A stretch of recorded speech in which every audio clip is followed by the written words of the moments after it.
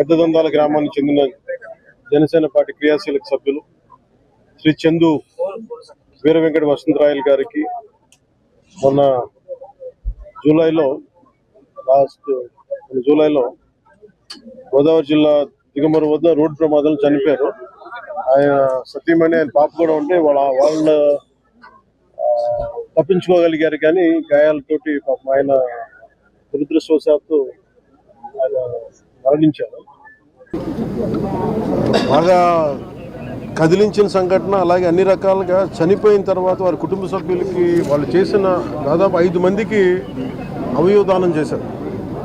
అది మనస్ఫూర్తి వాళ్ళందరికీ నేను చేతులెత్తి మొక్కుతున్నాను. ఇది చాలా అరుదుగా చనిపోయిన పుట్టెడు దుఃఖాన్ని గుండెల్లో పెట్టుకొని కూడా అవయవదానం చేసినందుకు వారి కుటుంబానికి, ముఖ్యంగా వారి సతీమణికి, వారి అబ్బాయికి మనస్ఫూర్తిగా నా ధన్యవాదాలు, అభినందనలు ధన్యవాదాలు తెలియజేస్తా ఉన్నాను. అభినందనలు దేనికి అని అంటే, పుట్టెడు దుఃఖం మనసులో పెట్టుకొని కూడా ఎదురుగా మన తండ్రి,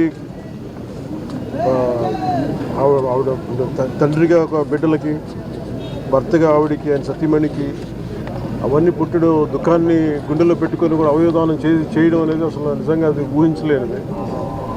ఇది ప్రత్యేకించి నేనే వద్దామని మొన్న నుంచి ప్రయత్నం చేస్తాను. ఫైనల్కి ఈరోజు కుదిరింది. మనస్ఫూర్తిగా వారికి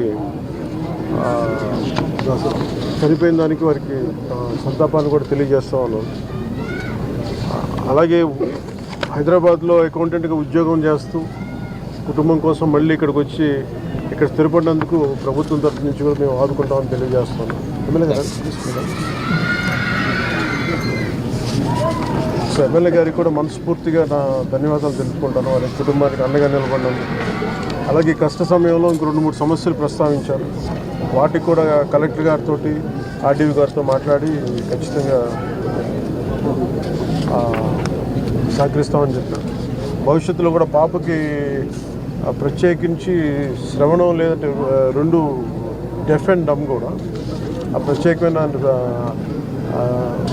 పరిస్థితుల్లో ఉన్న పాప. అందుకే నేను ఏమన్నానంటే, టీటీడీ శ్రవణం అనే ఒక ప్రాజెక్ట్ ఉంది.